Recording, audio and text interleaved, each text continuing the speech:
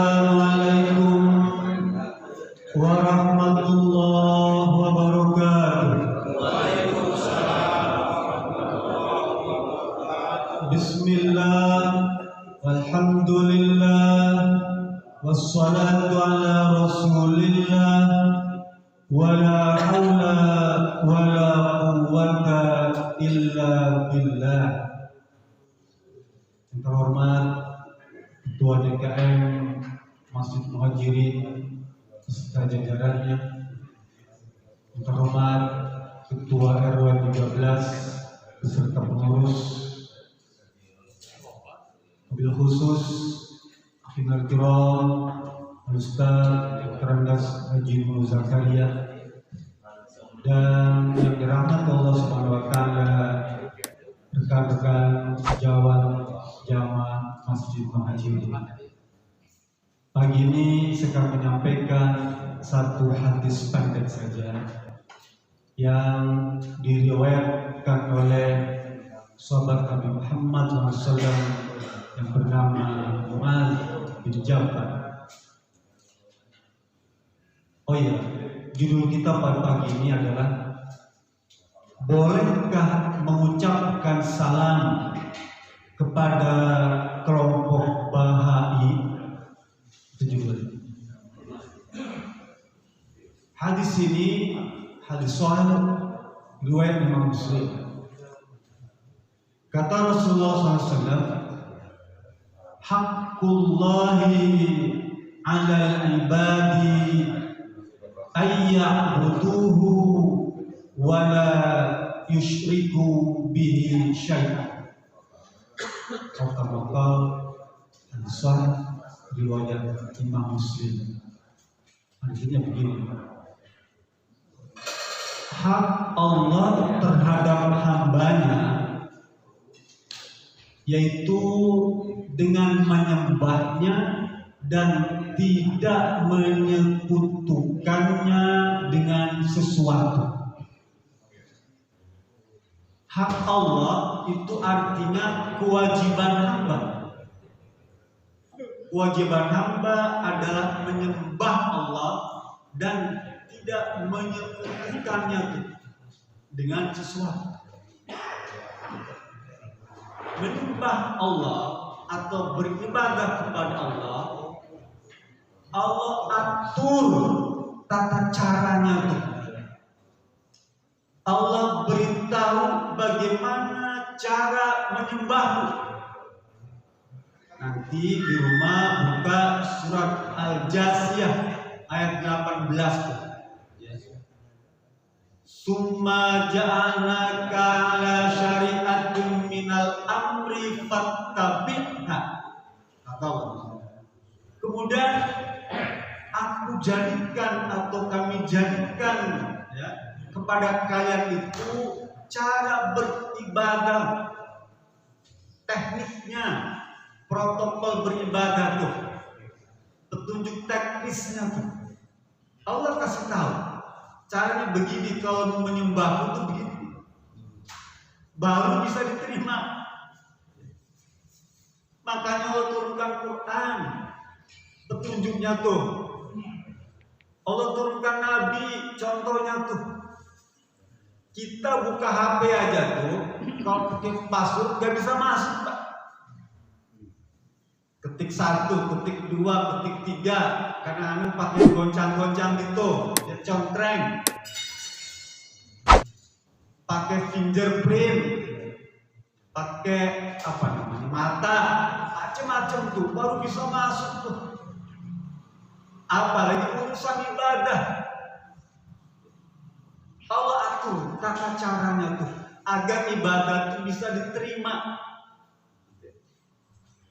Kalau selain yang diatur oleh Allah dan dicontohkan Nabi itu, maka gak diterima, gak bisa masuk. Baik ditambah maupun dikurangin. Sekarang ada kelompok menggabungkan tata cara ibadah berbagai macam jenis agama dijadikan satu tata cara ibadah tuh. agama macam-macam tuh digabung jadi satu cara ibadahnya tuh. Kira-kira masuk nggak? Nggak bisa Pak. Menurut pandangan Islam itu tertolak gabungan tata cara ibadah tuh berbagai macam agama. Bahkan bukan hanya tata cara ibadah yang digabung, tapi Tuhan pun digabung. Berbagai macam Tuhan dan berbagai macam kelompok tuh sesuatu yang dianggap tentu digabungkan jadi satu. Karena menganggap kalau Tuhannya satu tidak kuat, tidak cukup, tidak akan mampu menangani perkara dunia ini. Makanya ditambah Tuhan-Tuhan yang lain biar tambah kuat, biar tambah sempurna tuh. Ditambah. Lah kata Allah dalam surat Al-Mu'minun tuh nanti dibaca di rumah ayat 117 ya. Mayyad'u ma'allahi ilahan akhar. Barang siapa yang menyertakan, mendampingi Allah dengan Tuhan-Tuhan yang lain, maka dia kafir. Paham ya? Ini bukan menjadikan benda jadi Tuhan, mendampingi Allah dengan sesuatu yang dianggap Tuhan, itu jadi kafir. Dulu Nabi Sallallahu Alaihi Wasallam, nanti di rumah buka surat Al-Maidah ayat 72. Apa kata Nabi Isa? Ini Allah cerita, ya. Ubudullaha rabbi wa rabbakum. Kaumku, kata Nabi Musa, sembahlah Allah, Tuhanku dan Tuhanmu. Tapi apa yang terjadi kaum Nabi Musa itu? Ya, dia menjadikan Nabi Musa itu sebagai Tuhan, mendampingi Allah. Tambah lagi ibunya, tuh kan? Kami merasa tidak cukup kuat kalau satu Tuhan. Paham ya? Ini akidah penting sekali. Saya menyampaikan pelan-pelan. Dulu ketika ayat Quran turun, Allah menyebut dirinya nahnu, kami, ya, nahnu nazzalna dzikra, kami, kata Allah nih, kami, nahnu nuhil mauta, kami, Allah nih ngomong dirinya kami, nahnu naqrabu, ya, kami lebih dekat, kata Allah nih. Banyak Quran ini nanti Bapak baca, banyak kata kami untuk menyebutkan diri Allah itu sebagai Tuhan. Ya. Apa kata orang kafir tuh? Begitu ayat Quran kata nahnu itu turun, tuh lihat bilang, umat Islam, lihat tuh, Tuhan kamu saja menyebut dirinya kami. Artinya banyak, majemuk, tidak sendiri. Mereka bergembira tuh. Orang kafir itu ketika Allah menyebut dirinya kami. Lihat dia bilang, Tuhan kamu kan bilang kami tuh, artinya tidak sendiri. Makanya yang benar kami.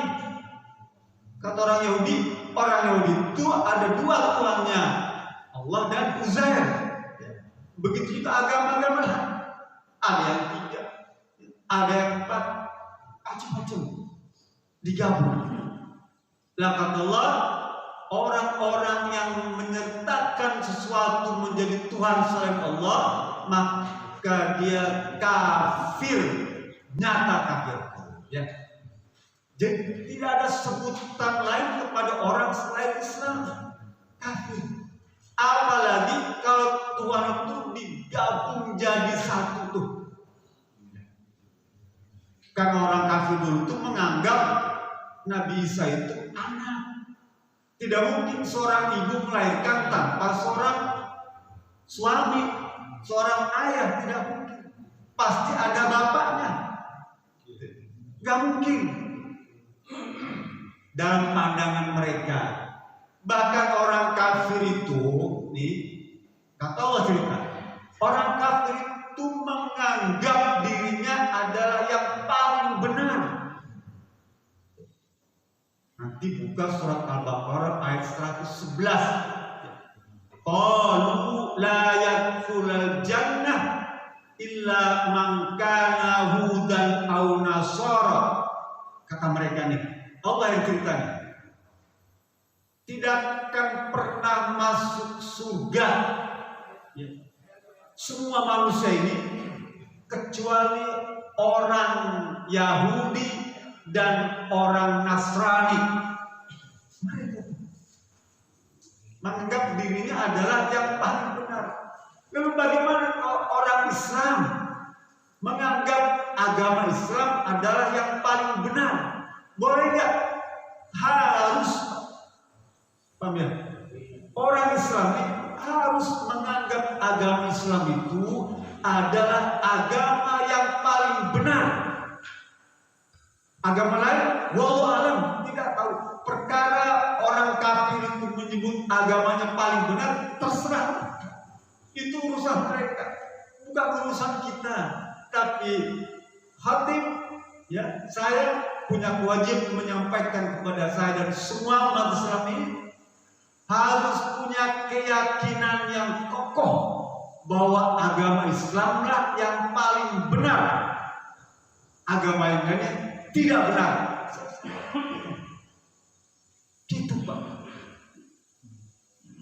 Bahkan nih kata Rasulullah SAW ya, dalam hadis riwayat Abu Hurairah ya, kata beliau, la tabda'u Yahuda walan Nasara bisalam idza laqitum ahadahum fit tariq fattaruhu ila atyabih. Hadis sahih riwayat Imam Muslim. Rasul berkata, dilarang keras memulai mengucapkan salam kepada orang Yahudi atau kepada orang Nasrani jika kalian bertemu ya, dengan mereka di jalan. Usahakan agar ruang geraknya itu menjadi sempit. Artinya kalau kita ketemu dengan orang kafir, persempit ruang geraknya tuh. Hadis sahih. Kita dilarang memulai mengucapkan salam. Kenapa dilarang mengucapkan salam? Karena salam itu adalah nama Allah. Itu di atas itu. Ya. Surat Al-Hasyr yang sering dibaca itu Malikul Qudusus Salam. Artinya apa? As-salam itu nama Allah.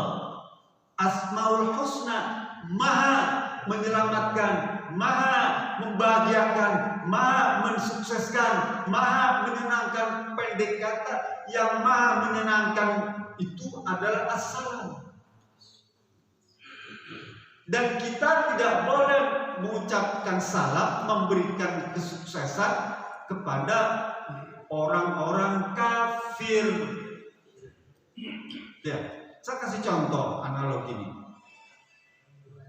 Kemarin di Sumatera Utara ada seorang membunuh ustaz, ketua majelis ulama, ya, dipotong kepalanya Pak, lepas, tangannya lepas, ustaz, digot tumpukannya. Lalu kita bilang, selamat ya, kamu telah sukses membunuh ustaz.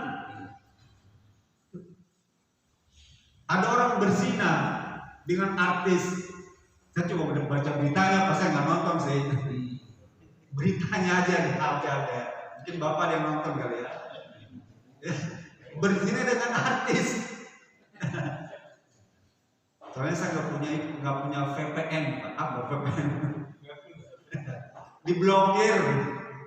Beritanya ada begitu, ya.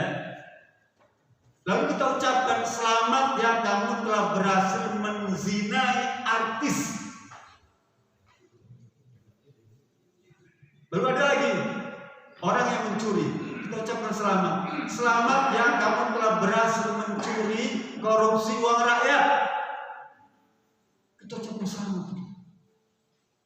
Selamat ya kamu telah berhasil sukses tidak mabok minum minuman keras. Selamat ya kamu berhasil menang judi.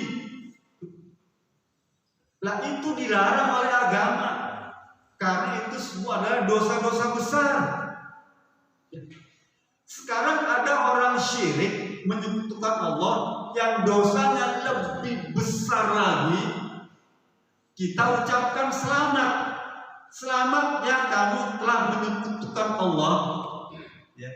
Selamatlah kamu melaksanakan hari raya di mana menyebabkan itu Allah disaingi. Sebagai bukti persetujuan kami kepada agama kamu, sebagai bukti bahwa agama kamu itu memang benar. Selamat hari raya ya. Kepada kemusyrikan, mengucapkan selamat kepada pelaku dosa besar aja nggak boleh. Ini kepada pelaku dosa yang lebih besar lagi. Kan syirik itu dosa yang paling besar, nggak ada lagi di atasnya. Kita ucapkan selamat, nggak boleh. Lah, kelompok Baha ini kan Tuhannya banyak. Ya. Dulu ada pernah dengar Lia Eden ya, alirannya itu Salamullah, sama mirip-mirip sama. Ya. Nggak ada tuh pejabat yang mengucapkan selamat kepada Salamullah. Kan di Nusantara banyak sekali agama-agama yang semacam itu. Ada wiwitan, ada kaharingan, ada Tao, ada Yahudi, ada kebatinan, macam-macam. Tapi sejak dulu nggak pernah ada tuh pejabat mengucapkan selamat. Ya. Kita dilarang, Pak. Islam ini melarang keras. Apalagi tadi salam itu nama Allah, dia jadi ibadah. Kalau mengucapkan misalnya ahlan wa sahlan boleh kepada orang kafir nih Pak. Kita mengucapkan ya marhaban boleh, sobah surur boleh, selamat pagi boleh. Beda dari ucapan selamat, kata selamat ya, selamat datang ya boleh, itu tidak dilarang. Ya marhaban, sobah surur, selamat pagi boleh. Tapi kalau assalamualaikum yang sudah nyatanya tak menggunakan asmaul husna, itulah yang dilarang. Dan bagaimana kalau ternyata orang kafir itu yang dulu mengucapkan salam kepada kita? Apakah Rasul memberikan bimbingan? Iya, Pak. Islam adalah agama yang sempurna, agama yang agung. Tidak mungkin Allah beserta Rasul ya menyisakan perkara urusan ibadah yang tidak diatur. Pasti Allah telah atur itu semua. Dalam hadis yang diriwayatkan oleh Anas bin Malik, muttafaqun alaih, kata Rasulullah SAW, ya, idza sallama ya alaikumul yahud wan nasar faqulu wa alaikum.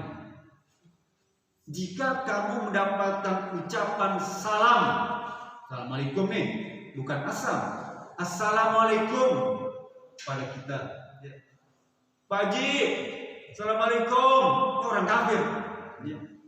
Kalau orang kafir, orang musyrik mengucapkan salam kepada kita, apa jawabnya? Kata Rasulullah, ucapkan wa'alaikum. Di telepon, di HP ya. Siliong, assalamualaikum. Salam. Gimana jawabnya? Wa'alaikum. Gak usah. sampai waalaikum saja. Joni datang ke rumah nih bawa hadiah. Tok tok tok tok. Assalamualaikum, gitu ya. Si Joni. Bagaimana jawabnya? Waalaikum. Kenapa mesti dijawab? Karena bentuk penghormatan. Kita menghargai dia, ya, sebagai sesama insan. Jawab waalaikum tuh, baik ucapannya jujur, ikhlas atau benar atau kalimatnya tidak dipelesetkan seperti Yahudi, tetap harus dijawab waalaikum. Orang Yahudi dulu mengucapkan kepada Nabi itu pada Siti Aisyah, assalamu alaikum, assalamu, celakalah engkau. Siti Aisyah menjawabnya, wassamu walakna alaikum, celaka dan semoga Allah melaknat kamu. Rasul marah, Aisyah jangan begitu caranya, ya. Jawab waalaikum.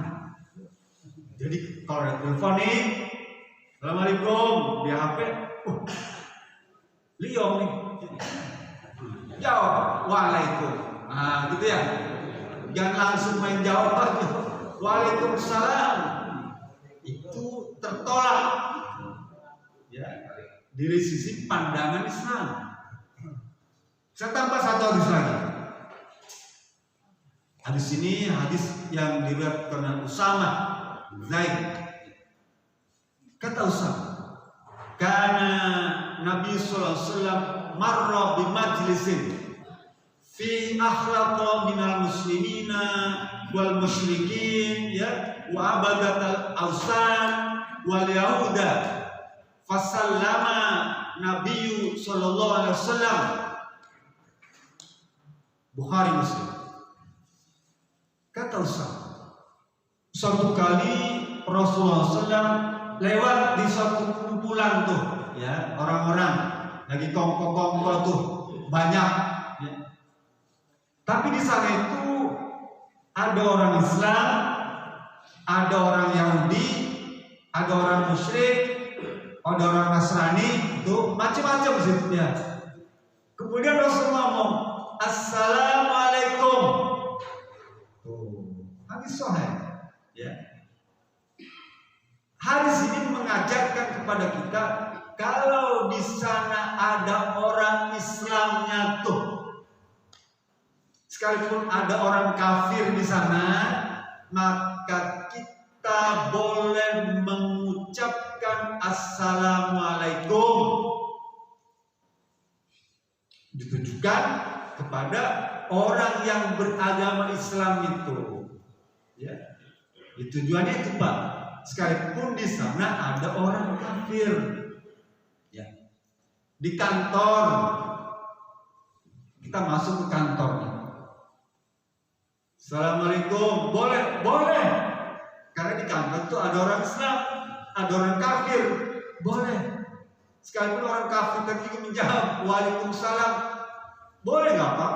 Nggak masalah, karena Rasul mengajarkan begitu. Kalau kita tahu orang Islam yang mengucapkan salam, ya, maka kita punya kewajiban menjawabnya lebih tuh. Ya, nanti buka surat An-Nas ayat 86. Kata Allah, idza huyyitum bi tahiyyatin fahayyu bi ahsana minha aw rudduha. Kalau ada orang Islam mengucapkan salam kepadamu, maka jawablah, balaslah ucapan salam itu dengan yang lebih baik atau semisalnya. Contoh nih, assalamualaikum, jawabnya waalaikumsalam warahmatullah. Tambah juga, kalau misalnya assalamualaikum warahmatullah, jawab assalamualaikum warahmatullahi wabarakatuh. Kalau misalnya mengucapkan salamnya komplit, assalamualaikum warahmatullahi wabarakatuh. Bimbingan agama Cukup jawabannya seperti itu. Kan dibaca pada tahiyat tuh ya. At-tahiyatul mubarakatus sholawatut thayyibatul lillah. Assalamualaikum ayuhan nabi warahmatullahi wabarakatuh. Gitu ya. Yang kita baca waktu tahiyat. Pakai sama dengan yang mengucapkan. Cuma ada ulama membolehkan menambah wa maghfiratuh. Boleh kalau ditambah-tambah, tapi cukup segitu saja udah hebat. Lah, ini semua nih ya, tata cara bagaimana mengucapkan salam. Jangan gara-gara kita pengen dianggap orang yang toleran, ya. Orang yang mengerti tentang arti moderat atau moderasi, lalu kita coba campur adukan tuh antara Islam dan kafir. Kita samakan antara kebenaran dan kesesatan. Kita samakan antara hak dan batil. Kita samakan antara kebaikan dan keburukan. Kita samakan antara sunnah dan bid'ah. Ini kata para ulama merupakan musibah yang paling besar yang dialami Islam dan umat Islam di zaman ini. Ini merupakan perkara makar, bentuk makar yang paling besar yang dialami Islam dan kaum muslimin di era zaman sekarang. Jadi jangan kemudian agar dianggap sebagai orang yang moderat, mengerti toleransi, kita lalu mengabulkan. Ini kamu dianggap sebagai toleransi, justru bentuk penggabungan tata cara ibadah, penggabungan Tuhan, itu adalah bentuk penghinaan terhadap Islam, bentuk perendahan terhadap Islam, bentuk melecehkan Islam. Bagaimana bisa kemudian umat Islam kalau menganggap semua agama itu sama, menganggap semua agama itu benar? Ini bagaimana hukum Islam? Ada syariat Islam yang dipraktekkan untuk menghukum orang kafir, ada. Bagaimana kalau misalnya orang kafir itu kita anggap benar, berarti syariat tentang menghukum orang kafir itu nggak pakai. Karena dia benar, karena dia tidak sesat. Ini dalam pandangan Islam. Persoalan mereka menganggap urusan mereka. Dulu, kalau Bapak baca Asbabun Nuzul surat Al-Kafirun itu, orang-orang musyrik itu datang kepada Rasulullah. Ya Rasulullah, Ubay bin Khalaf itu datang, ya Rasulullah, bagaimana kalau hari ini saya menyembah Allah, Tuhan kau, tapi besok engkau menyembah Tuhan kami. Ya Rasulullah, bagaimana kalau tahun ini setahun saya menyembah Tuhan kamu, ya, tapi tahun depan engkau menyembah Tuhan kami. Kalau saya menyembah Tuhan kamu itu enak, ya, saya seterusnya akan memeluk Islam. Tapi kalau misalnya kamu menyembah Tuhan kami merasa nyaman, kamu harus masuk agama kami.